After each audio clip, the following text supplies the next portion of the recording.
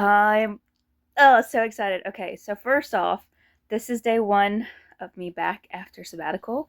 So day one writing, and even better, it's day one of me starting book three of Distorted Reality, Hidden Shadows, and I'm so stoked. I've been mulling over this since the ending of my last go through of it, because I do it 5 months out of the year, then go to sabbatical, and then work on a different book.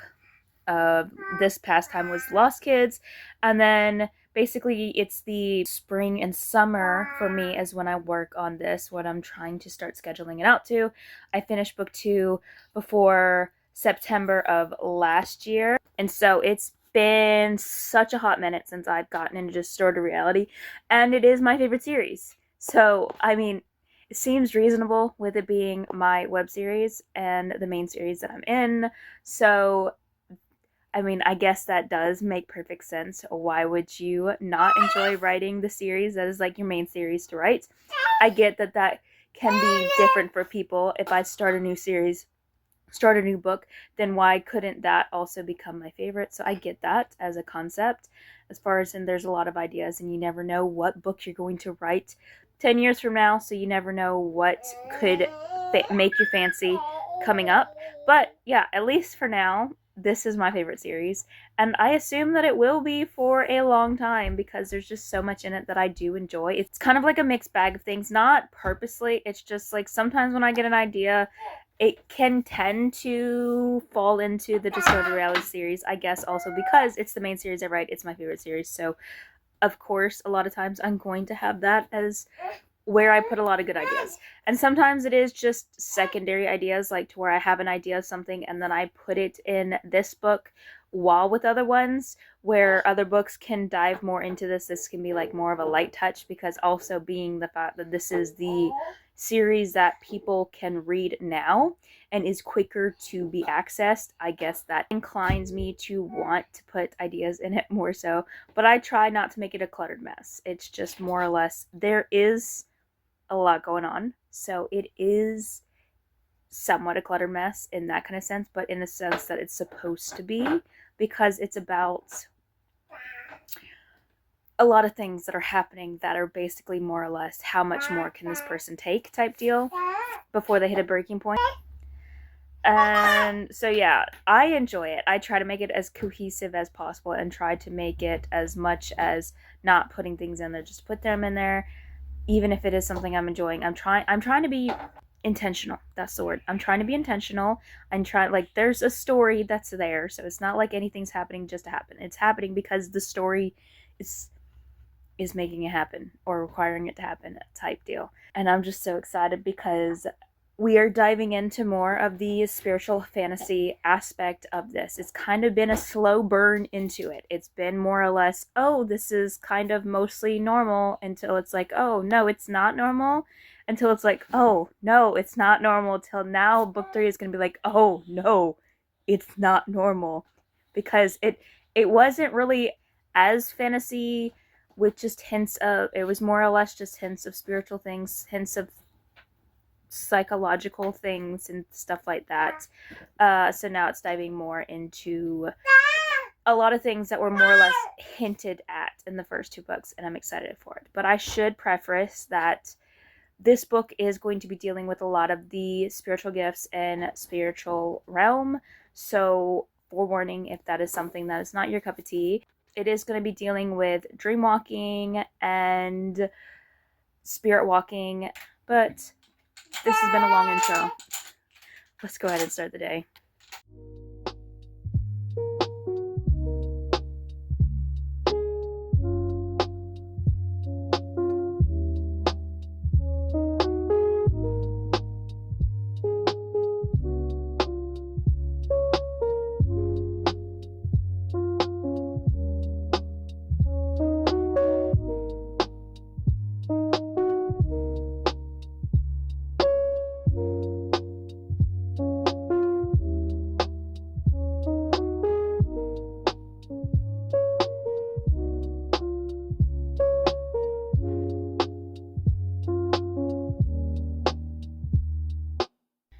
Okay, round 2 of trying to explain this. I will probably cut out the first part of me trying to explain this in case I forget to, or for some reason I don't.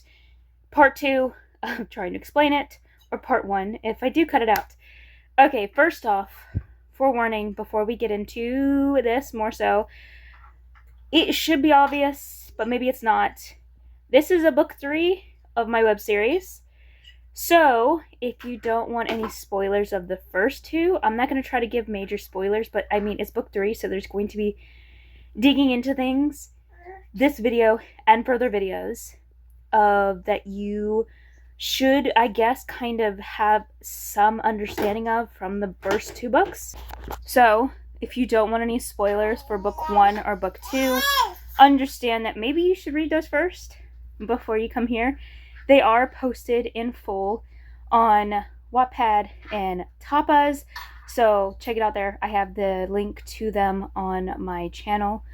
This lovely thing, just click on my profile, and then where it has my name, it has little links. You can go there and find your cup of tea of which one you want to go on. They're the same books, just some people might enjoy them better on Wattpad because that's their normal site, or some people might want to enjoy them on Tapas because that's their normal site. Now, these are more or less the rough draft of them, so forewarning, there is going to be some errors. I try my best to edit them multiple times before I post them out and try to keep them mostly relatively like readable, more or less. And that being said, these will not be the final drafts that will be published whenever they get published. So, like, book 1 for sure has been edited a time or two, multiple times, and more or less, if there's things that might not make so much sense in further books, is probably because I changed something in the published version, but I try my best to keep them as the same as possible, as far as in keeping it enough of the same plot-wise and main things that I feel like are the core to the story that keep it making sense further down the line. So, like, for example, I did change the first chapter, the introduction of Matt to Maddie, and that wasn't a huge change, but I just like once I had book 2, once I did more, like I said, I just keep going through the books, trying to further and better them, and before I publish them, I would prefer to try to do that before they get officially published. So it changed. I did publish the first chapter, though, the most current first chapter, so it is different if you have read that and you read it again. Understand that could be the deal, and I was keeping up with every time I would edit it, I would repost it, but I figured I'm just going to drop doing that because I don't want to keep having to re-change the chapters over and over again. I would rather just publish the official when it gets published. But I did, like I said, reposted the first chapter in fall because I just liked the vibe better. It was a more get you in the headspace of it being a fall book because it is supposed to be a fall book. So I wanted to lean into that aesthetic a little bit more. So the first chapter's new, but all the rest is as to date as it was previously. And yeah, you should definitely check that out because I'm biased, 100% biased. I think it's great, and I think it's a great book. There are trigger warnings on it because it is an 18+ book, but not because there's spicy scenes, but because there is things in it. If there ever is spicy scenes, it's not in the book. It would be a fade to black. I do have books written that way. I do have stories that I have written that way. I don't want to spoil whether it is or isn't in the main series, but if there ever is spicy scenes, it is fade to black, more or less.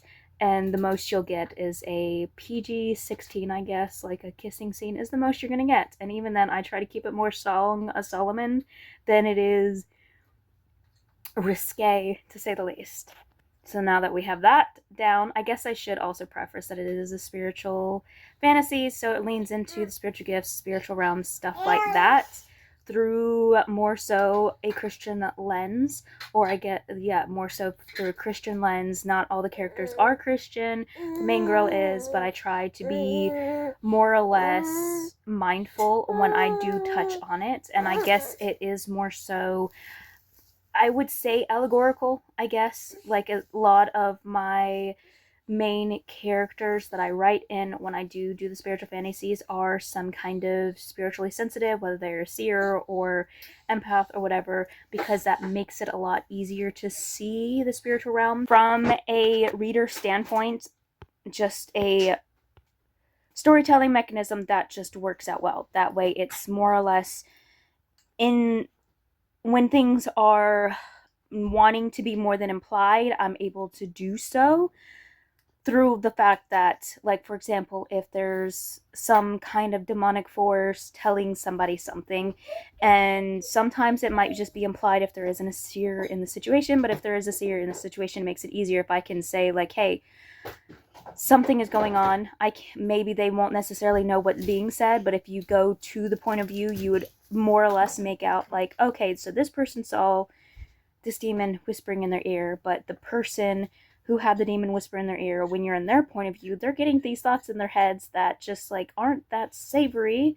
So maybe putting two and two together, it helps with, like I said, the whole keeping things a little bit more clear without necessarily being in your face all the time with it, without necessarily breaking the fourth wall, without, like, I do like to kind of tamper with that in some ways, but in a fun way, in a reasonable way, depending on the narration you're reading through or the point of view you are reading through. But yes, so it helps having a lot more of being able to have that spiritual realm visual, but I have come to know that it is a lot more allegorical in a sense sometimes. So sometimes, even though it's at face value one thing, sometimes it can be paralleling something else in a sense.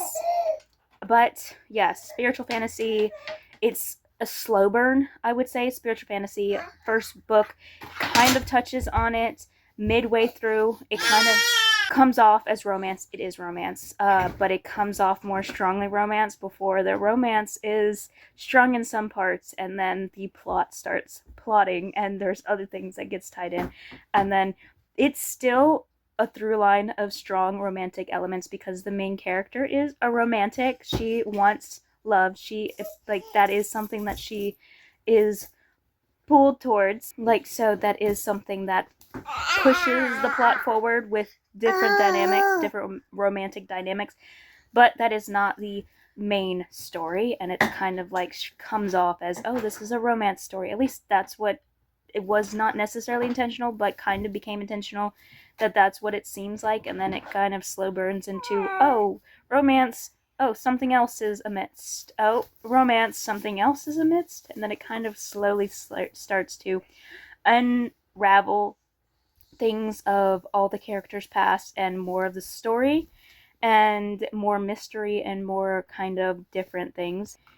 And so book 3 that we are starting in definitely is diving like full force into the spiritual fantasy aspect, and I'm so excited. So yeah, even though it is a slow burn of the spiritual fantasy, book 3 I'm excited for, and I don't want to spoil it since I am kind of more or less spoiler free right now. I will let you know when we're digging into the spoilers, but there is a secret that's kind of hinted at through the first 2 books that does get dug up more in depth in book 3. But non-spoilers are over. Let's get into the spoilers. I'll give you 3 seconds. 2, 1. Okay, full spoilers. Expectations: either you don't care if you get spoilers, or you read the first 2 books, so you're fine. I'm so excited. We do dig more into the Neverland Trials in book 3. I'm so excited. So that is where a lot of the spiritual fantasy comes from. But we dig more into the Neverland Trials. They're not going to be as in-depth as with the actual Lost Kids book.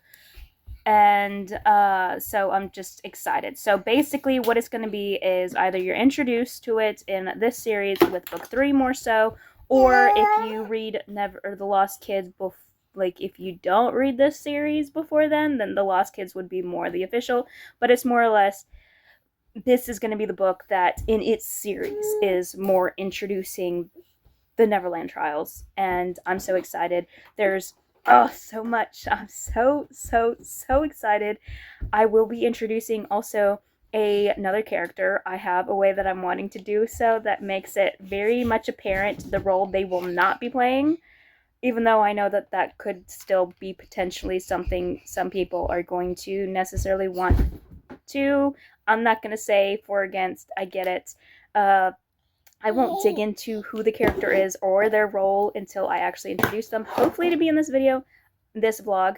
I don't know. It's either going to be this one or next week when I do more of an official, because I'm trying to get into Maddie's point of view, but this new character is most likely going to be the next character's point of view outside of Maddie's. But also, forewarning, there's going to be spiritual aspects that were kind of touched on in the previous chapter or previous books that's going to be more dove into. One of them is going to be, or for overall, it's going to be the spiritual gifts, both sides of the realm.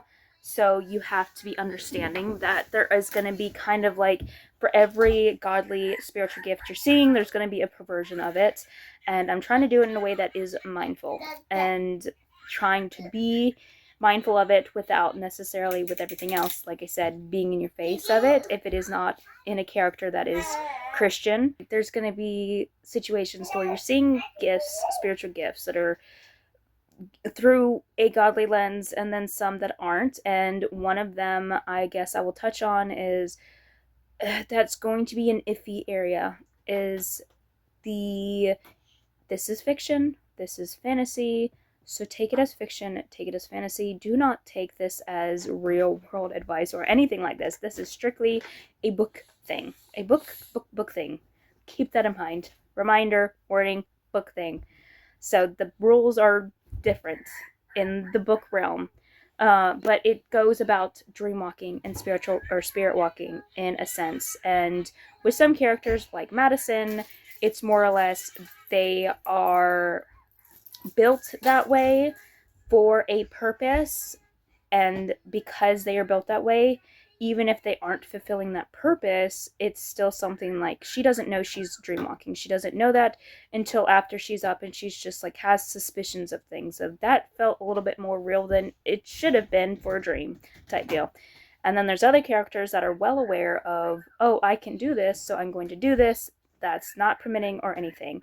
So they usually will fall under one of two categories of either they are just kind of in that wishy-washy, aren't sure of their faith type deal, and they don't necessarily understand the ramifications of doing that without a godly lead, more or less. Because with Madison, if she's doing stuff like that, it's either by a godly lead or just like as far as in the door was left open and she unknowingly walked through type deal. Showing the different kinds of careful things you have to be careful of, leaving doors open in the spiritual realm type deal. But there's also the third type that is more or less doing it through an evil way of they legit are just like doing it not necessarily, also still not necessarily fully understanding the ramifications, but more or less they know that it's just like it's something that the witchcraft, it's witchcraft. There's like the witchcraft that's just like straight up like, yeah, I'm gonna do this because I think this is cool, I want to do this full on whatever. And then there's the ones that's just like aren't fully understanding that what they are doing is witchcraft or what they're doing is demonic, but or like I want to be careful with using those because I don't know what this lays under. They are doing it in a lens that they don't fully understand the good and bads of it. I guess that there's some that are doing it illegally in the spiritual realm, and some that are doing it unknowingly illegal, because they like the difference between sinning intentionally and sinning unknowingly. Like even if you know what you're doing, but you don't necessarily know the depth of it as a sin type deal. Just trying to get at that. And there's going to be different things of similar calibers of just showing the spiritual realm, spiritual gift, spiritual fantasy of there's going to be a way that is, even if there is someone doing it through a godly lead, that sometimes they might get into unknowing mischief of there was a door open or just something that was done unintentionally, but they aren't, like, they would still more or less, I guess, have to repent of that, but it wouldn't be in the same sense of the other two camps, to where it's just like they would have to repent of it to shut the doors, to shut any kind of access points that were intentionally or unintentionally done. And then there's the other camps that are illegally doing it, more or less, to where whether they were built to do it for a purpose or not, they are doing it in a sense of not great, whether they are knowing it or not, without a godly lead. Like, just I still try to explain it. I'm not sure if I explained it well enough. But yeah, it's going to show specifically Madison's point of view of how that is done in fiction, book form, fantasy form, in a way that would be godly led, compared to the other ones that will be touched on in one way or another. But I don't want to get into the depths of it because I have an idea of what I want to do with it. I just don't want to reveal things too soon, so I'm just going to wait on that. And like I said, I'm going into Maddie's point of view. This is a long one, so this is going to be a major one, but it's the beginning of a book, so I'm so excited. I got so many thoughts, so much juice to go with it. So before I ramble on, let's go ahead and get on into it. Some food, some writing, all the shebang. Let's get on into it. I'm excited. Oh, I can't wait. Okay, so forewarning, there shouldn't be too many spoilers. It should be just sneak peeks, but just in case, I will place the chapters that these will be digging into. My goal is to get them up, actually, though, by the time this is posted, or like maybe even the first day. Like, that would be great, that the first chapter or the prologue should be posted, but hopefully these chapters will be posted this same month of this same blog.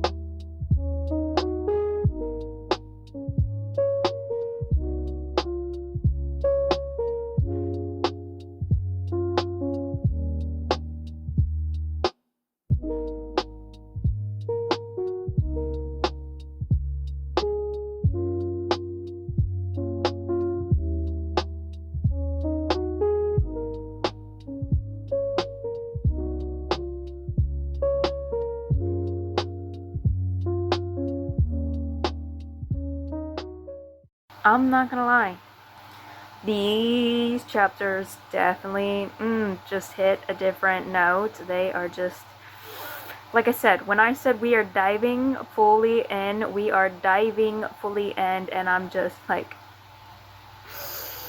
I got 3 chapters done so far, technically the first 2 in the prologue, but it is definitely affecting me in a different kind of way, because it's very, we're getting high emotions in this. Like, I dealt with a lot of the dealing with emotional things, emotional events, and this one's just like is on par, if not more. Like, this is definitely I'm trying not to get too much into the depth. I will probably do that in the next video about these past ones, because I'm trying to, like I said, not necessarily do like spoilers, maybe like sneak peeks type deal, so you don't have to worry about if you watch this before you read the chapters. It's just more so like a fun thing. Oh, but the word count, I forgot that I do have some chapters that were supposed to be in the previous book, but because the cutoff happened plot-wise before she went over to her cousins instead of after, like, I wasn't really going to have a huge, like, there was only going to be a couple chapters touching on at her cousin's house before she was back home. And then I did the whole, for her second book, basically a Thanksgiving scene, and this book was going to also be just more or less touching on her going to her cousins for a moment, before coming back and having like a jump forward, but I kind of like shifted gears because I realized that I want this book, maybe the first third of this book is going to be the first week at her cousin's house or deal, because it's going to be a lot of things that are basically she's still processing, still going through, that's just basically I think is beneficial for her point of view, at like to slow it down more or less, to not necessarily have it slow paced. It's definitely not slow paced. It's slow timeline, it's not slow pace, but because there's so much going on, I figured it would be better to slow it down. There is going to be time jumps at some point because I do need the timeline getting, but I right now is not it. So the first maybe the first third of the book is probably going to be at her cousin's house. So that being said, there are some chapters that I had that were supposed to be in the previous book that I clipped and posted into this one that will be after the fact, because they deal with their Matt's point of views, and then a couple of Madison's. I want to say there's 4 chapters that are already written. I wasn't even thinking about that when I showed the word count, but I'm glad I did show the word count, so that doesn't seem like I wrote more than I did. But at the moment, I will show it, but we are at 9,034 words, 52 pages, including what was already shown. And so, yeah. But I'm still definitely emotional hangover from these chapters. I am also going to get into that next person. I'm excited. I won't name drop them yet. If I do name drop them while I'm writing, then I think, well, no, okay, I guess that. I still want to wait until I show it on screen who it is, because I feel like it's more exciting that way. And I guess it's more exciting for me because I've already written with this character, but you guys haven't necessarily read. I mean, I don't know. It's just a character that I've already developed and have in other things, and I'm just so excited because I wasn't going to put them in here. I knew they were going to be background, but it was more so this past month when I started thinking more so of like, no, I think it would be beneficial if they're actually involved. And then it was, I want to say last week, and I was like, you know what? I think it would be so much beneficial to get their point of view because it's going to dig into the story from a different perspective than the main cast. Like the main cast is dealing with a specific kind of, what by main cast I mean main point of views that you get is dealing with one side of the story, and then this one is more so like revealing things that they wouldn't really have, like they wouldn't be personally in. Like they could dig into it from like a finding out about it, but having a person who is in it, getting their point of view, I think is going to be great. And that's what I'm excited about. I can't wait. And I'm just so excited. That's it. I won't babble on too much more because I don't think there's a whole lot to say because I'm just excited. So I'm going to go ahead and take a quick break before I get back into writing. But yes, that's it for now before I check in after and at the end of the day.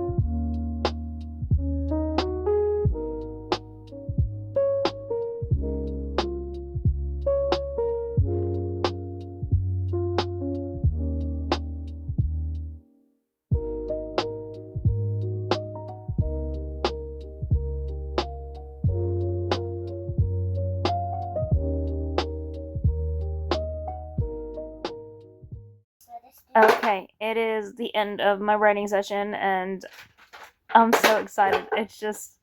I'm so excited to be back into Distorted Reality. It was an emotional roller coaster ride. I won't lie today. It was a hot mess, and even more so recording these ones, I'm excited to actually record some writing vlogs for Distorted Reality. I love the series. Like, I can't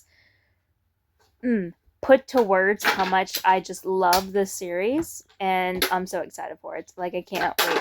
I did get, in general, technically 6 chapters today, but more realistically, four or five. I think 4 chapters, because I got the prologue, chapter 1, 2, and 4 done, but chapter 3 and chapter 5 were flashbacks that, as you can see, I took from The Lost Kids, because I felt that it seemed reasonable to kind of get into the actual Tanner. It being Tanner is just like, oh, I love him so much. Like, seriously, love him so much as a character, and just like, I wrote him as a boy, like as he was a boy, and so him being in his 20s now is going to be like a different dynamic. I'm thinking kind of like a mix of Calston meets David, to where he's not necessarily like so angry with God as much as just confused, which I won't get into too much spoilers. Like I said, I'm going to try to not make these huge into spoilers. If anything, I might do the following video after the chapters are released, more so into, well, I don't know. We could do a separate video. Just let me know if you want me to dive deeper into the actual chapters and my thoughts, opinions, and everything about them. But for now, I'm trying to remain mostly spoiler free, just hints. Like, even even the bits that I'm showing you, I was trying not to have it to where I'm showing a whole chapter that I would have just posted. I'm just trying to give you a glimpse of each thing. But as far as in, I was not aiming to go in the direction I did with him as far as in God-wise.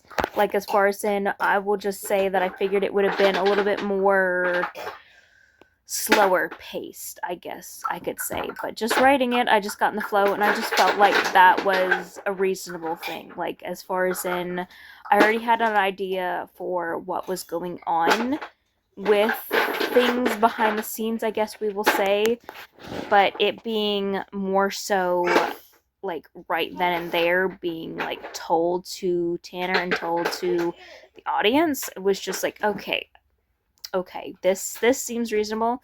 I tried to pace it as it goes, like, as far as in, if some things feel like they need to be revealed earlier as I'm writing them, then I do. If some things feel like they need to be slowed down, then I do. So that's just what I try to do. Like, as far as in, I try to be faithful to the story. I don't want to drip feed something that doesn't need to be, and I don't want to speed up something that doesn't need to be. Like, I don't want to do it as a calculated thing. Like, I don't want to do it to where it's just more or less, I think this would be the best from an analytical view, but more so, I think this would be best from a creating the story type deal. But overall, not counting the flashback scenes, I would have put a word count in with the flashback scenes, but in everything, it was 14 pages that I wrote today, and it was 3,704 words. And like I said, that is what I wrote today, not counting the flashback scenes that I put in. I'm sure that I will edit them and critique them to make it more Distorted Reality, kind of, just as far as in with The Lost Kids, you're going to get more information that you're not going to get in Distorted Reality without reading that. So I'm going to try to put in, like, I guess basically round out the flashbacks in a sense that it would give the reader, if they aren't, like, for example, if they are reading this first, that they're going to get the information they need for the chapters. Like, there might be some things that a reader might think they need, but as far as in, as like, my understanding of what I'm trying to aim at with the story, I'm going to try to put what they need, like what a reader would need out of these flashbacks that they wouldn't necessarily get. Like, even with Madison's, I didn't take the whole chapter like I did with Tanner's. Like, I just took the ending of the chapter of her coming to the clinic, but the actual chapter in The Lost Kids would be like before that and everything, and I had to alter the first line to where it gave an idea of that she was going to the clinic, that the impression was slightly different with the actual chapter in The Lost Kids. Like, in the Lost Kids chapter, it's kind of a bridging point to where you already know that's happening, so it's bridging from what was happening beforehand to this, and this was just more so you don't need to worry at the moment about what was happening prior. You just need to know that she's going to the clinic and that she's meeting Tanner. So that's what I was doing with this chapter, and that's what I'm going to try to do with both of them while in editing, of trying to make sure that I round them out in a way that is beneficial for the distorted reality story in general. And I'm just excited. And since the bag is out, I'm just trying to... Tanner is definitely one of the Lost Kids, so him, I felt, was an important point of view to kind of express necessarily what is going on behind the scenes, as far as in with the Neverland project part of the story, since you don't necessarily get a whole bunch besides a few flashbacks in Maddie's point of view. And this book, I'm not going to say definitively, because I have learned that when I have a definitive thought about what a book's going to be, that's not always going to be the case. Like, by the end of the book, it's unlikely to be the case. So, from my mindset now, this book is most likely going to dive into more so of the Neverland project of things. I won't say necessarily fully from Maddie's point of view, but as far as in, we are going to get more of Neverland project than somebody is... let me think of how to express it. More of the Neverland project storyline than the alternate storyline that involves why Calston is involved. So we'll go ahead and, I guess, I don't know how to... I don't want to spoil things, because even though something seems obvious to me, I don't want it to necessarily... if it's not obvious to the readers yet, I'm okay with it not being obvious to the readers yet.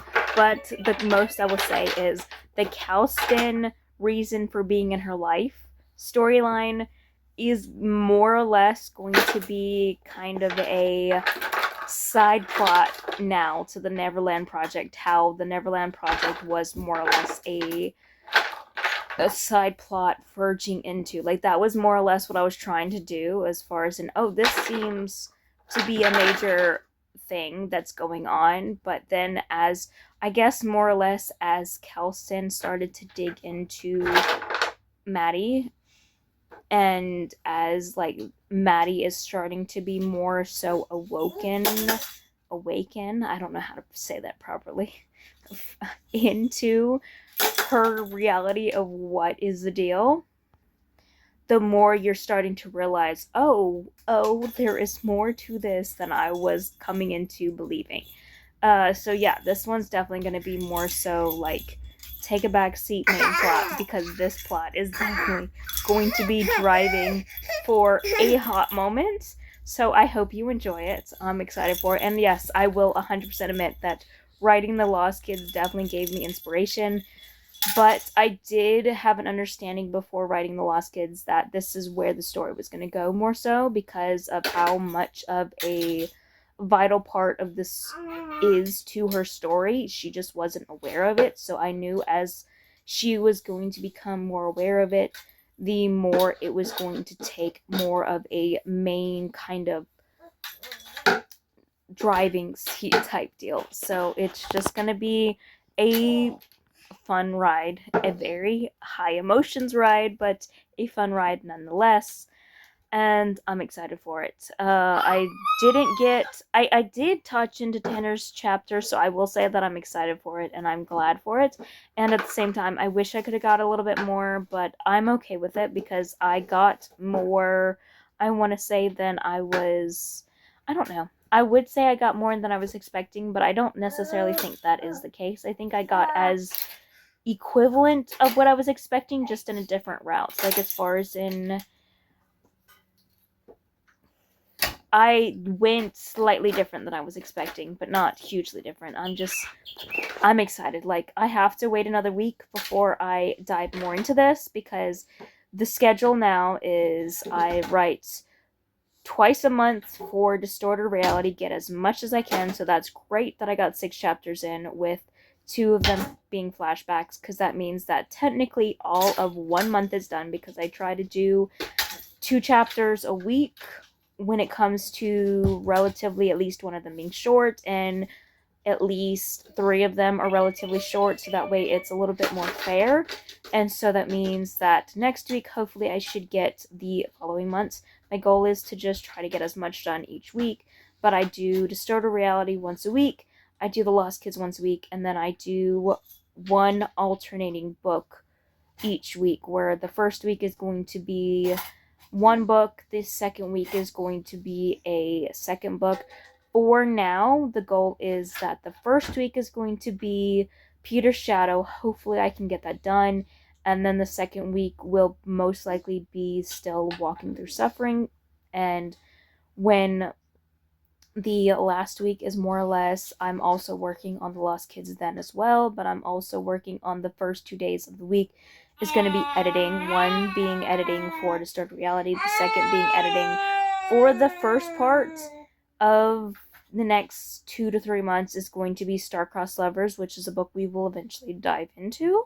And so eventually, when I'm caught up, because I'm not editing the full book, I have 100 to 200 pages to kind of edit, to kind of get back in the mind space of it before I actually can continue writing it, because I didn't finish it, because I took a pause off of that to work more in line with other books. And so since Late Night Blossoms is done, it's a connecting story to where it has similar characters.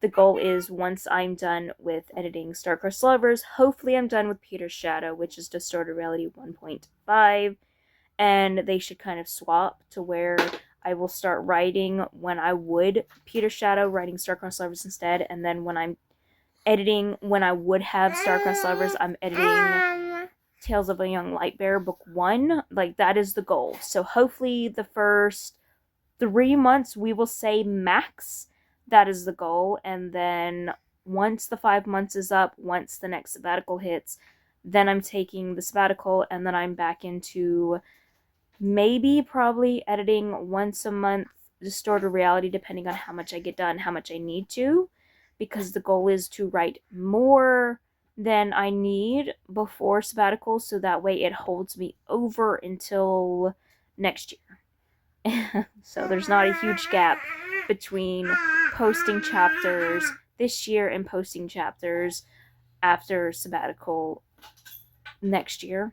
As far as, and since I won't be writing Distorted Reality the last 5 months of the year, 4 or 5 months of the year, I'll have plenty to get me through that, so it's not as much of a long pause for you guys. But yes, that is the goal for the next 5 months, and that is the schedule set out. So it's complicated, but that is why I'm trying to write as much as possible the first 3 days of the week, because the Thursday and Friday are more so my YouTube days, to where I'm trying to get YouTube videos done, as far as in reactionary and editing, Thursday and Friday. So that is my schedule. It's a little bit hectic, so that is why I both have days off twice a week, and the last week of the month to kind of just like give me a little bit of reprieve before we start again, before we just keep going until sabbatical. So that's it for me today. That's it for me. Until next week, when you get another vlog from me. I've been trying to post them once a week, with 2 writing vlogs and 1 regular vlog. I know this one is a lot more lengthy than they have been, but like I said, it's because I'm starting a book 3, so I'm excited for it. I had so much to want to talk about, so I'm just excited. So it's just been needing a space to get it out. So I hope you guys have enjoyed it. If not, I'm okay if you clicked off. So yeah, how have you guys been liking the vlogs? Do you like the new style? Do you like the fact that you're getting 2 a month? and one regular, just let me know. I've definitely been enjoying the new style, but that is it for me. And that is it for this. Good morning, good evening, good afternoon, good whenever it is for you. It is evening for me, so good evening to you. Good bye.